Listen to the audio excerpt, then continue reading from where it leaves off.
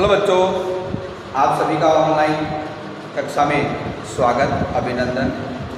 कक्षा 10 जो कि हिंदी विषय आप पढ़ रहे थे और उसमें हमारा टॉपिक चल रहा था और वो टॉपिक था काल। और काल में आपने पहला काल पढ़ रहे थे भूतकालिक क्रिया, और भूतकाल में हम उसके जो भेद थे, 6 भेद हैं, उसको हम पढ़ रहे थे। और आपको पूर्व वीडियो में बता दिया गया था कि हमने दो जो भूतकाल के जो भेद थे हम पढ़ चुके थे।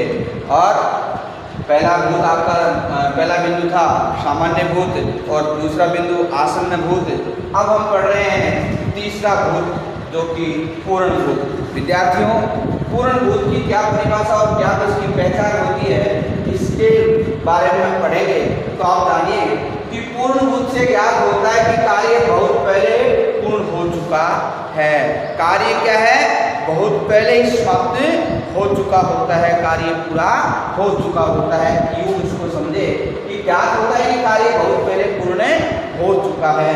उदाहरण इसके समझे तो पहला है, व्यास जी ने महाभारत रचा था। अब आपको जब भी महाभारत या रामायण जो भी हम हमारे जो धर्म ग्रंथ है उनके बारे में हम पढ़े तो उसके बारे में ये पहचान करनी है। ये आज तो रचा नहीं गया है, ये तो पूर्व में किसी काल में किसी के द्वारा संपादित किया गया था जो कि पूर्ण हो चुका है। यही तो बात यहाँ लेने गई है कि कार्य पूर्ण हो चुका था। अब ऐसे उदाहरण और है, वर्षा न होने से खेती सूख गई थी। हम आज वर्तमान परिप्रेक्ष्य में बात करते हैं पूर्व की घटित घटना का या भूतकालिक क्रिया की कि लास्ट ईयर कितनी भयंकर बरसात हुई कि जिससे खेत की जो फसल थी वो चौपट हो गई थी। तो घटना कब घटी? पूर्व में घटी। तो ऐसे आप इसकी जो पहचान जो करके उदाहरण के माध्यम से हम समझ सकते हैं। अब उदाहरण में पुलिस के आने से पहले ही लुटेरे भाग चुके थे। पुलिस को सूचना आपने दी लेकिन लुटेरों को पता चल गया कि पुलिस आ सकती है, तो वो वहां से क्या हो गए? 9-2-11 हो गए। अब बात आती है कि वो कार्य पूर्ण करके किसी समय विशेष में वो चले गए। ऐसे आप इसको समझ। अब इसके अंदर में जैसे विशेष बताई बात था, थी, थे, गए आदि से पहचान करके और वाक्य को समझ सकते हैं कि इस वाक्य में कौन सा काल की, कौन से काल की कौन सी क्रिया किस प्रकार का भेद में प्रयोगित हुई है। तो आपने क्या जाना विद्यार्थियों? पूर्ण भेद के बारे में आपने पढ़ा। और पूर्ण भेद जिसमें कोई कार्य किसी समय में पूरा हो चुका था, ये आप उदाहरणों के माध्यम से पहचान कर सकते हैं। जैसे कोई और भी उदाहरण ले सकते हैं, महाभारत कौरव और पांडवों के बीच में लड़ा गया था। लड़ा गया है नहीं, लड़ा गया था। वो किसी काल विशेष की बात आती है, समझ गए? पंडित जवाहरलाल नेहरू भारत के क्या थे? प्रथम प्रधानमंत्री थे, है नहीं? जिसका नाम जिसके साथ जुड़ जाता है तो वो पूर्व की बात के बारे में जिक्र होता है, तो वो भूतकालिक क्रिया का पूर्ण भेद का पूर्ण रूप होता है। ऐसे आप 15 अगस्त 1947 को भारत आजाद हुआ था। अब वो अवधि आ गई, समय समाप्त हो चुका है। तो आप इस तरह से ऐसे अनेक अनगिनत उदाहरण आप जाने, प्रयोग करें, उनको स्वयं बनाएं आपके रफ कॉपी में और फिर इसको समझें इसका क्या मतलब होता है। रटते नहीं, रटने से विद्या कभी भी दिमाग में नहीं रहती है।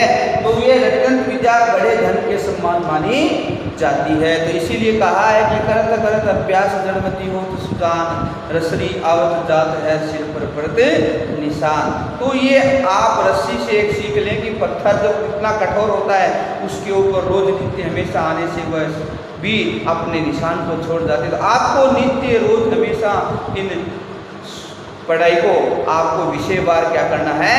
स्वाध्याय करना है और हमारे द्वारा पढ़ाई क्लास को समझना है। समझ गए? अब चलते हैं। तो मैं उम्मीद करता हूं कि आप अनेक उदाहरण से बनाएंगे स्वयं। अब बात आती है अपूर्ण। पूर्ण के बाद होता है अपूर्ण। एक सिक्के के दो पहलू होते हैं, हम दोनों की बात करते हैं 1 by 1। तो बात आती है अपूर्ण भेद की, अपूर्ण भूत की। तो क्रिया के इस रूप से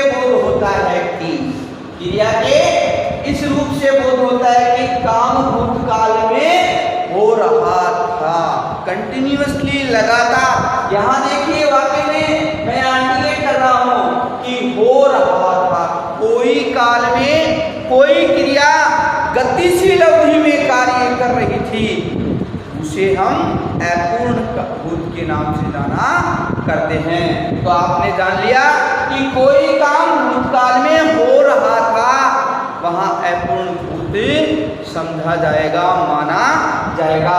तो उदाहरण आइए चलते हैं। वह सोता था, सोने की क्रिया निरंतर चल रही थी। पंखा चल रहा था, जब मैं कक्षा के बाहर से निकल रहा था तो पंखा चल रहा था। क्रिया गतिशील है, कार्य गतिशील है। अब चुनावी रंग निरंतर बढ़ रहा था। जैसे चुनाव आयोग ने घोषणा कर दी कि अमुक तारीख के चुनाव संपादित होने हैं, तय किए गए, कोई डेट फिक्स कर दी। अब जो जितने भी कैंडिडेट होते हैं वो अपना पूरा दम लगाने में, पूरा जोर लगाने में पूरा प्रयास करते हैं। तो वो क्या है, कौन सी क्रिया होती है, बढ़ रहा था। हमने भी क्या बताया आपको कि काम भूतकाल में हो रहा था। ऐसी क्रियाएं जहां पे मिलती हैं, ऐसी क्रियाएं जिस काल में संपादित होती हैं, वह काल भूतकालिक क्रिया का अपूर्ण भूत कहलाता है। जो ये उदाहरण आप पढ़ रहे थे, समझ गए विद्यार्थियों। अगर कोई और उदाहरण अगर आप समझना चाहते हैं तो मुझे आप स्वयं बना करके कमेंट में लिख करके पूछें कि सर हमने ये बनाया है और ये क्या सही है, तो हम उसको देख करके आपको समझाएंगे कि आपने सही सटीक आंसर इसका दिया है। तो चलो चलते हैं। अब और भी उदाहरण ऐसे बहुत है, अनगिनत उदाहरण है, इन्फिनिटी। हम बचपन में पार्क में खेला करते थे। जब आपके हमजोली जो साथ पढ़ने वाले सहपाठी कहीं किसी विशेष अवधि के बाद आप मिलते हो तो आप जिक्र किया करते हैं कि इस विद्यालय में हम उस कक्षा में उस सत्र में पढ़ा करते थे, उनके साथ पढ़ा करते थे। हम इस बास्केटबॉल में ग्राउंड में हम बास्केटबॉल खेला करते थे। ये क्या है, एक समय अवधि है। तो ये हम पास्ट का यानी भूत का क्या करते हैं, पहचान करते हैं। बहुत पहले पृथ्वी पर डायनासोर रहा करते थे। तो ये अवधि आ गई, रहा करते थे, कोई समय है, अपूर्ण भूत का यहाँ पर जिक्र किया गया है। तो प्यारे विद्यार्थियों, अपूर्ण भूत में क्या है, कोई काम, कोई क्रिया जो भूतकाल में हो रही थी या हो रहा से हम अनुमान लगा सकते हैं। ऐसे आप अनेक उदाहरण बना सकते हैं।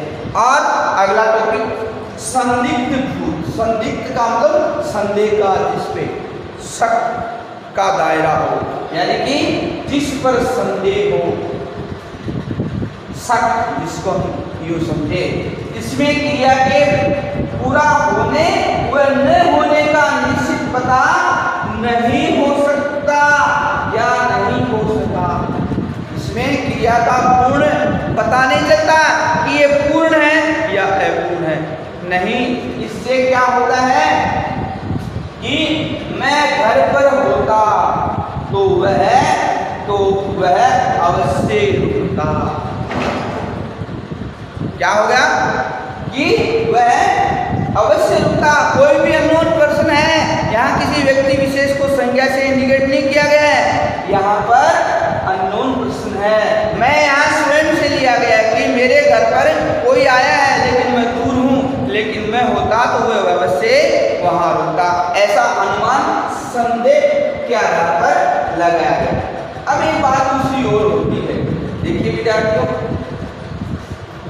कि वह चला गया होगा। दूसरा, वह चला गया होगा, किसान खेत में गया होगा।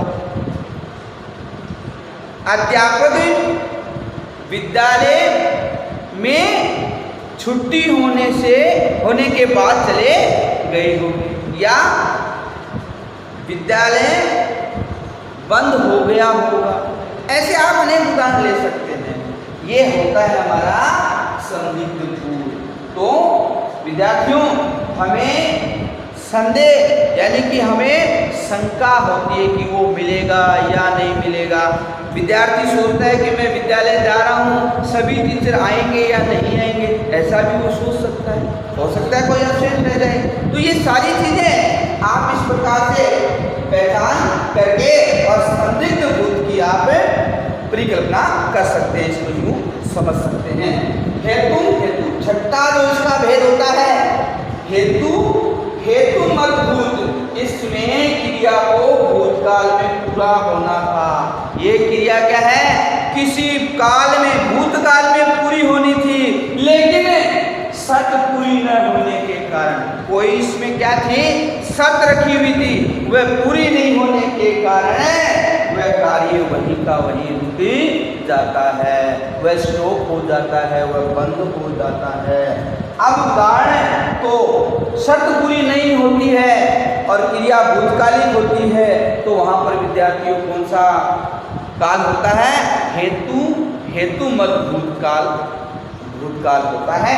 उदाहरण है, मैं घर पर होता तो वह अवश्य रुकता, या दिव्या प्रथम आई होती तो उसे पुरस्कार मिलता।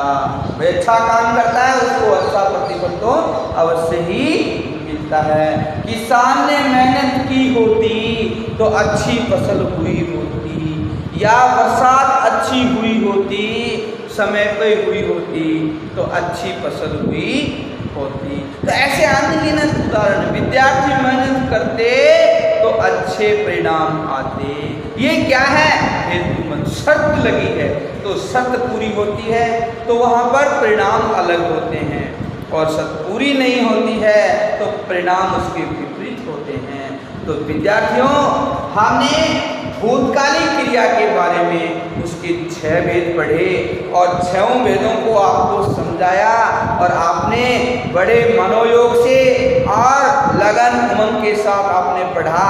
मैं उम्मीद करता हूँ कि ये जो भूतकालिक क्रिया के 6 रूप जो 2 वीडियो में पूरे हुए हैं, ध्यान रखना जब नोटबुक में ये होमवर्क कर रहे हो उस स्थिति में 2 वीडियो में आपका भूतकालिक क्रिया के 6 बिंदु पूरे हुए हैं। तो मैं समझता हूँ इसको आप समझें, सुने और फिर नोटबुक में करें। आज के लिए इतना ही, मिलते हैं कल की वीडियो में। धन्यवाद।